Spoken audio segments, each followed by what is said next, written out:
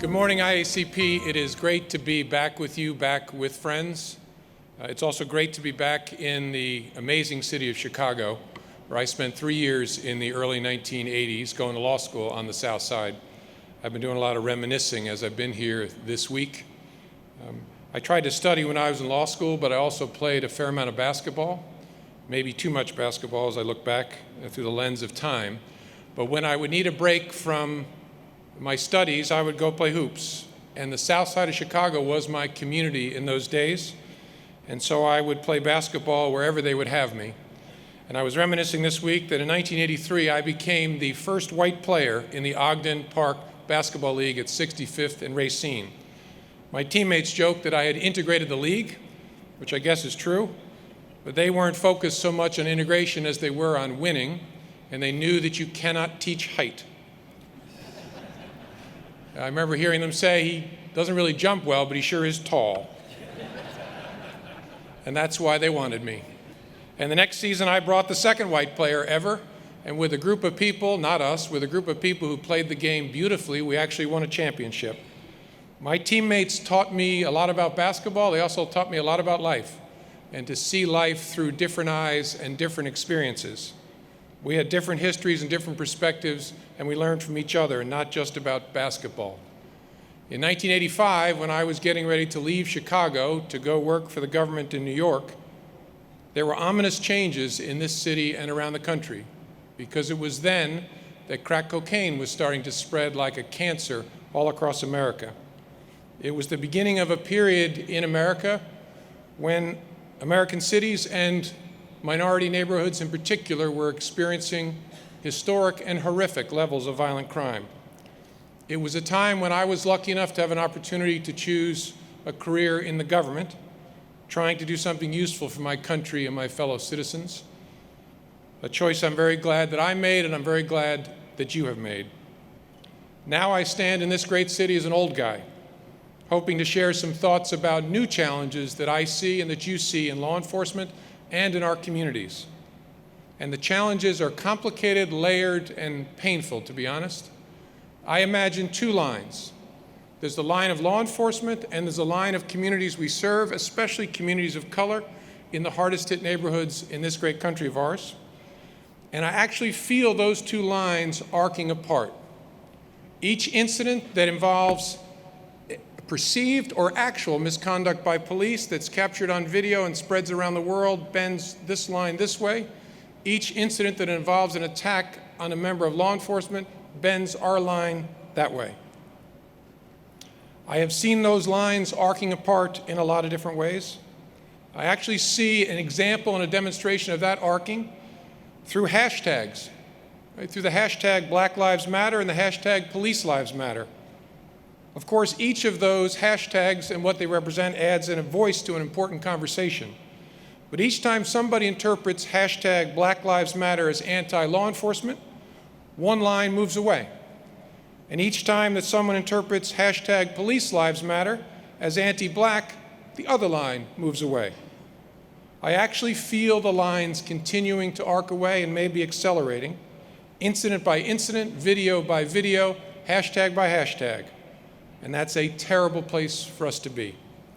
And just as those lines are arcing away from each other, and maybe, just maybe in some places, because those lines are arcing away from each other, we have a crisis of violent crime in some of our major cities in this country, and in those cities, in some of our most vulnerable neighborhoods spread across this country. Here in Chicago, last month, 50 people or more were shot in a single weekend. And the next weekend, the numbers rose even higher. An 11-month-old boy was shot in the hip. His mother and grandmother were shot and killed right next to him. Real people, good people, are dying on our streets in 2015. In many cities across the country, violence is the same as last year. In some places, thank goodness, even lower. But in many others, we are seeing an explosion of senseless violence. We must stare at this problem to figure out why it's happening and what we can do about it. After leaving this great city, as I said, I went to New York and had the opportunity to become a prosecutor. And I worked in the 1980s and 90s alongside a whole lot of folks in law enforcement who were trying to save lives. Many in New York City, where I first worked as a prosecutor, believed that we were destined to have 2,000 murders each year. That was the baseline level of violence. And law enforcement's goal had to be to push the slaughter down as close as we could to 2,000. That was so wrong. Last year, 2014, 328 people were murdered in New York. That's 328 too many, but it's a number that was simply unimaginable 25 years ago. When I worked in Richmond, Virginia next, in the 1990s, that city, like so much of America, was experiencing horrific levels of violence. But to describe it just that way obscures an important truth. For the most part, white people weren't dying. Black people were dying. Most white people could drive around the problems of Richmond, Virginia, and so many other cities in America. If you were white in Richmond and not involved in the drug trade as either a buyer or a seller, you could escape the violence. You could avoid the problem. But if you were black and poor, it didn't matter whether you were a player in the trade or not, because violent crime dominated your life, your neighborhood, your world. Like so many in law enforcement in the 1980s and 90s, we worked hard to save lives in those neighborhoods in Richmond by rooting out drug dealers and gangbangers and predators and killers. And of course, we also worked up the chain to the foreign sources of the drugs that were poisoning Richmond, Virginia. But we felt a tremendous urgency to try to save the good people of those poor neighborhoods in Richmond. We worked in part through a program called Weed and Seed that some of you may remember. We worked hard to weed those neighborhoods by removing those who were strangling it. But we did that so that seeds could be planted to grow something that would be good and that would fill the space and prevent further weeds. The dream was that someday maybe kids could play in the parks and old folks could sit on the porch and watch those kids play. And I remember doing that work and being asked at the time, why are you doing so much prosecuting in black neighborhoods and locking up so many black men? After all, folks would say, Richmond is surrounded by large suburban counties with large white populations, and surely there are drug dealers in those suburbs. And my answer was simple. We are there in those neighborhoods because that's where people are dying. These are the people we lock up because they are the predators choking off the life of a community that deserves better. We did this work because we cared deeply about the people trying to make a life in those neighborhoods. But here's the thing, the people asking me those questions were not the black ministers and community leaders in the poorest neighborhoods. Those good people in those bad neighborhoods already knew why we were there, locking up felons with guns and drug dealers with guns. They supported it because they shared the dream of a neighborhood of freedom and life. Those people, those ministers, those leaders, they were the seeders working like crazy to grow something healthy in the space that we created. And how far we have come thanks to their work. Over the last 2 decades, in most places in America, what was only a dream 25 years ago has come true. Kids of all colors went to school in 2014 in an America with historically low crime. And just that term, historically low, doesn't quite capture it. To illustrate what I'm talking about, I was born in 1960 into a more violent America than those children enjoyed last year. In 2014, grandparents, especially in minority neighborhoods, could sit on porches and watch kids play in parks. And sit there and remember the bad old days when drug dealers and gangbangers ruled the roost. They remember what it was like, even if so many Americans can't, because so many Americans didn't live through it. People can and should debate the causes of decline in crime, but I believe serious people all agree that law enforcement contributed significantly to that change in our world, to saving neighborhoods and lives by the thousands. The work of law enforcement helped us get to 2014, a place so many thought was impossible.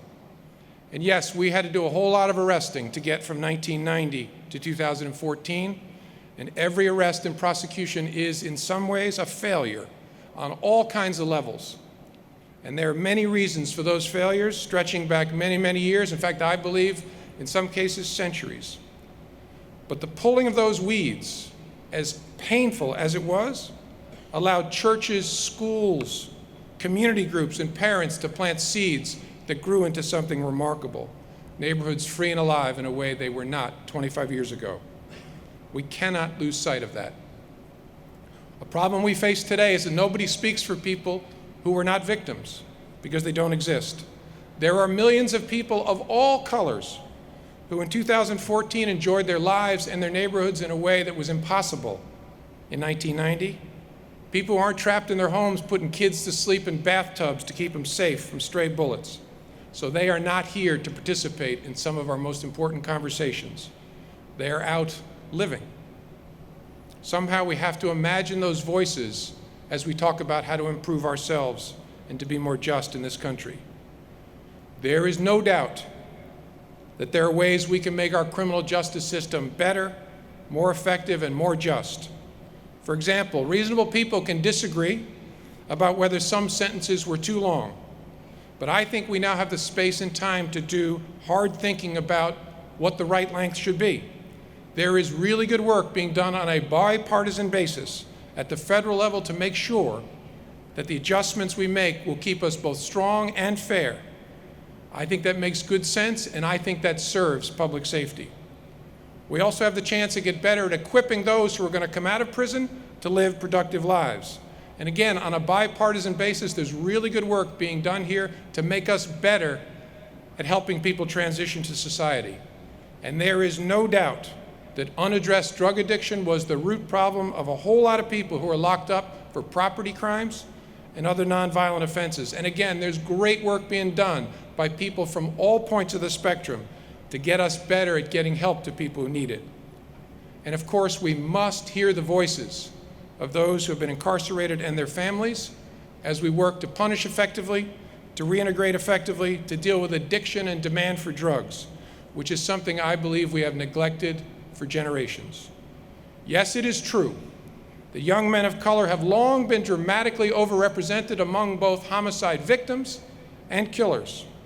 But it's also true that white people buy the overwhelming majority of the drugs in America, and that white people's demand for drugs drives the trade. And that's a problem this country can't continue to drive around. And finally, of course, we have to improve the way we do law enforcement, the way we police. As I said in a speech earlier this year at Georgetown, there are hard truths that we in law enforcement have to see with clarity. Only by looking hard at ourselves can we improve and really connect with the people we serve and we protect. We have to show people the true heart of law enforcement, what we are really like. And we have to work hard to really see the people we protect. And although I worry, as I said earlier, that competing hashtags risk driving our lines apart, I believe they actually offer an opportunity to see each other more clearly. I believe law enforcement can actually use hashtag Black Lives Matter to see the world through the eyes of people who are not in our line of work and see how they might perceive us. And I believe that those members of the black community can use hashtag Police Lives Matter to see the world through law enforcement eyes and see the heart of law enforcement. Only by getting up close, where it is hard to hate, can we begin to see each other and bend those lines back towards each other. I have spoken in the last few minutes and used the words 2014. The reason I'm saying 2014 is because something is going on in big cities in different parts of the country in 2015. According to the major city chiefs, far more people are being killed in many of America's cities this year than in many years. And let's be clear, far more people of color are being killed in some of America's cities this year. And it's not the cops doing the killing. We are right to focus on violent encounters between law enforcement and civilians. Those incidents can teach all of us to be better, but something much bigger and more disturbing is happening. According to the major city chiefs, most of America's 50 largest cities have seen an increase in homicides and shootings this year, and many of them have seen a huge increase. These are cities with little in common except being American cities: Chicago, Tampa, Minneapolis, Sacramento, Nashville, Orlando, Cleveland, Dallas, and the list goes on. In Washington, D.C., we've seen a 20% increase in murder all across the city. Baltimore, a city of 600,000 souls, is averaging more than one homicide a day, a rate higher than that of New York City, which has 13 times the population. Milwaukee's rate has nearly doubled. And who's dying? Police chiefs say the increase is almost entirely among young men of color at crime scenes in bad neighborhoods, often with multiple guns recovered. And that's yet another problem that white America could drive around. But if we really care about all Americans, and we must, we have to understand what is happening. Communities of color need to demand answers. Law enforcement leaders need to demand answers. Academics need to hit this hard. We all have to ask this question: what could be driving an increase in murder in some cities, spread across all regions of the country, all at the same time? What explains that map and that calendar the first 10 months of this year? How could it be happening all of a sudden in disparate cities in different places? I've been part of a lot of thoughtful conversations about this with chiefs and elected officials and academics and community members. The Attorney General and the Deputy Attorney General convened a summit on this to talk about this privately 2 weeks ago. There was a lot of good discussion, a lot of good suggestions, theories, ideas. Folks have said maybe it's a return of violent offenders who come out of jail. Maybe it's heroin. Maybe it's synthetic drugs. Maybe it's that we broke up large gangs and so the smaller pieces of gangs are fighting for turf. Maybe it's something about the availability of guns or something about the way in which local justice has changed. And these are all useful suggestions. But to my mind, none of them adequately explains the map and the calendar. In different places all over the country, while some places are seeing decreases, some places are seeing dramatic increases, and all in the beginning part of this year. I've also heard another theory. In conversations all over the country, including at the Attorney General's summit, almost nobody says it on the record, but police and elected officials are saying it quietly to themselves all over the country. And it's the one theory that, to my mind, to my common sense, does explain the map and the calendar. And of the explanations I have heard, it is the one that makes the most sense to me. Maybe something has changed in policing. In today's YouTube world, are officers reluctant to get out of their cars and do the work that controls violent crime? Are officers answering 911 calls, but avoiding the informal contact that keeps bad guys with guns from standing around? I spoke to officers in one big city at a precinct house who described being surrounded by young people with mobile phones, video cameras rolling, as they step out of the car, taunting them, asking them what they want and why they're there. They described a feeling of being under siege and were honest and said, we don't feel much like getting out of our cars. I've been told about a senior police leader who told his force, our political leadership has zero tolerance for you all being connected to another viral video. The question is, are these kinds of things changing police behavior in cities around the country? The honest answer is, I don't know for sure whether that's the case. I don't know for sure whether, even if it is the case, that it explains it entirely. But I do have a strong sense that some part of what's going on is likely a chill wind that has blown through law enforcement over the last year. That wind is made up of a whole series of viral videos and the public outcry that followed them. And that wind is surely changing behavior, my common sense tells me. Part of that behavior change is to be welcomed, will make us better as we talk and learn more about de-escalation and better use of force. Those are conversations that are vital, and we will get better. I also think it's very important that the Department of Justice continue to scrutinize policing. That makes us better, and I don't believe that chills good policing. The wind of the viral videos is something separate and very powerful to my mind. I think we all have to ask ourselves whether it is changing behavior, and if it is, what are we going to do about it? Because we can't lose sight of the fact that there really are bad guys standing on corners in America's cities with guns. The young men dying on those street corners in all those cities are not committing suicide or being shot by cops. They're being shot by other young men. Lives are saved when those killers are confronted by actual, honest-to-goodness, professional, what are you guys doing standing on the street corner at 1 a.m. policing? Lives are saved when police officers are out of their cars and in an appropriate and professional way providing a counterforce to those who would occupy our corners with violence. All of us, civilian and law enforcement, white, black, Latino, Asian, all of the great spectrum of America has an interest in that kind of policing. Community leaders need to welcome it, insist upon it, and demand it. Demand professional policing, which includes officers out of their cars providing a counterforce in an appropriate professional way. Law enforcement leaders need to insist that their officers deliver that kind of policing, especially in the hardest hit neighborhoods. And the citizens of our great country need to realize that good policing is something that saves lives, and we need it badly, because real policing makes a difference. We need to be careful that 2014 doesn't drift away from us in an age of viral videos, or there will be profound consequences. If we are not careful, we will lose the space in American life to have these important conversations about reforming justice and improving the interactions of police and civilians. In a way, those conversations are a welcome luxury because we have the space and time that we didn't have 50 years ago to talk about these things. But if what we're seeing in some cities in America continues, we will be back to talking about how law enforcement needs to rescue minority neighborhoods from the grip of violence, and all of us should care too much about the people we serve and protect to let that happen. So here's my plea. We need to figure out what's happening and deal with it now. I have heard some folks suggest that it's too early, it's only October, we should wait till the end of the year and then see what the crime stats look like. I refuse to wait, especially given the information that we have from all the big city chiefs, and especially because these aren't data points, these are lives. Law enforcement leaders must not wait to push their folks to police well, and by that I mean firmly, fairly, and professionally.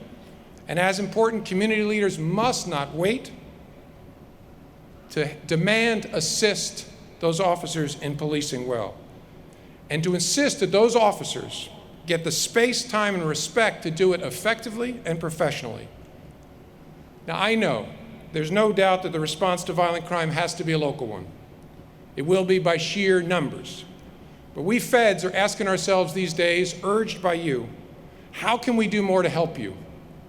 That's why the Attorney General convened her summit. We stare at the map and at the calendar, and we ask ourselves what would explain that data. I believe the feds have a unique role to play with respect to data. There is great value in a national view of what's happening in our country. I know data is a boring word, but it gives us a full picture of what happens, and it's what smart people in all walks of life in this country use to make good decisions. Doctors in emergency rooms here in Chicago, somebody walks in with some strange, deadly set of symptoms, are able to tell instantly whether this is a local food poisoning thing or whether these symptoms are being seen in hospitals around the country, and it makes a huge difference in their ability to save that life. A whole lot of us have been pressing for more data for months. We need it on violent crime. We need it on officer-involved shootings. We need it on altercations with the citizens we serve, and especially on attacks on law enforcement. For decades, we've all relied on the Uniform Crime Reports, UCR, but they aren't comprehensive or timely enough to be useful to us. Not long after the Ferguson riots, I asked my staff, can you give me data, show me how many African-American people are being shot by law enforcement, and sort it for me. They couldn't do it. We have no such data. We track justifiable homicides, but that isn't mandatory. The result is that we cannot fully tell what's going on in this country. How can we address issues about use of force and officer-involved shooting if we don't know the circumstances? We face a data shortage on the violent crime front. We can't tell you at a national level how many shootings there were in any particular city last weekend, when parts of private industry can tell you how many people saw the movie The Martian last weekend. How can we address a rise in violent crime without good information? And without information, every single conversation in this country about policing and reform and justice is uninformed, and that is a very bad place to be. So I hope you will join me in getting us all to move to NIBRS. NIBRS is a way in which we can collect data that will identify patterns, trends, and help us prevent crime and have thoughtful, informed conversations at the national level. And we also must have a better system to collect information around officer-involved shootings, which we can use to tell ourselves there are problems here, there's improvement here, and to inform national discussions. About a third of our states and local law enforcement submit data to NIBRS. A whole lot of folks worry if they move to NIBRS, there'll be a political hit because it'll look like crime went up. Will only look like crime went up if we fail to explain to our political leaders and to our media and our citizens that isn't crime going up. We're just counting it in a different way. But I know that's a real concern. So what we're going to do is, when people make the conversion, we're going to print the data on both UCR and NIBRS for as many years as you like so people can see them side by side. And I know cost is a concern. You've had some lean years, and now you think the feds are rolling in saying, hey, how about a new reporting system? But here's how I think about it. It's short-term pain for long-term gain that will help all of us in this great country. A whole lot of chiefs and sheriffs and their organizations are behind this, switching all of us to get on board with NIBRS. We will work with you on the technical challenges. We will work with you to see if there are ways to solve the funding challenges. I do not have the power to mandate that people give us better data. But everybody in this room cares deeply about sound policing and sound public policy. That's why you're here. I hope you work with us. I hope we will get there in the next 3 to 5 years. The good news is I have a 10-year term and you're stuck with me for another 8. And I am not going to stop talking about this. I think there's one other way I want to mention before I close that I think we feds can help, especially the FBI. We have built this amazing analytic capability, especially on the counterterrorism front since September 11th. I think we can be useful in using those resources to take a closer look at homicides in cities that are seeing the spikes around the country. I think maybe we can work with departments to gather and analyze data that will help you and us get a more comprehensive picture. For example, I think maybe what we could do is take a group of homicides and really stare at them to see if we can develop patterns involving demographics and circumstances in one city and across a set of cities, and do it in real time. And with that information, help the cities be better and help all of us be better. I think this might help, so we're going to start experimenting with it right away in the great city of Milwaukee to see if it can make a difference. I know we are in the midst of a hard time in law enforcement. It is a very hard time. But I think we do hard for a living. That's who we are. Please know that we are in this together. Please know that we want to help you in whatever way we possibly can. Most importantly, I want to finish by thanking you. Thanking you for the work you do and the lives you save. When I speak to young audiences, I'm a bit of a depressing speaker because I tell kids, look, bad things happen. And I urge them to do something to try and make good decisions about their lives. I tell the kids, here's the challenge of life. We live it forwards, and so we're always looking for the next thing, the promotion, the honor, the better car, the better house, schools, all that kind of stuff. That's really important. That's the natural way to live life. But I tell young people, that can obscure what matters. That can create a lot of smoke around what you really care about and who you want to be. So you got to do something that seems a little crazy, but is essential to good decisions. In your mind, imagine yourself old and gray and about to die. And I hope we're all old and gray at that point in our lives. Sit there at the end of your life and look back and ask this question: who do I want to have been? Who do I want to have been? And I say to them, the reason I suggest you do that is, from that vantage point, the smoke is cleared. Right? Houses, cars, money, honor, promotions, who cares? And what really matters will come into view and will help you guide who you become as a person. Who do you want to have been? This hall is full of people who in some respects have slightly different answers, except in the most important respect. I believe you're in this hall today, you're in uniform protecting this great country of ours because you want to have been somebody who, with whatever ability you had, you did something for people who needed you. That's who you want to have been. I believe the FBI is very lucky you have answered the question that way, because you are great colleagues. I believe your communities are lucky you've answered it that way, because you serve and protect them. I believe this great country of the United States of America is lucky you answered it that way, because you keep her safe. Thank you for answering it that way. Thank you for deciding to have been people who will make a difference for everybody who needs us. I'm honored to serve alongside of you. Godspeed.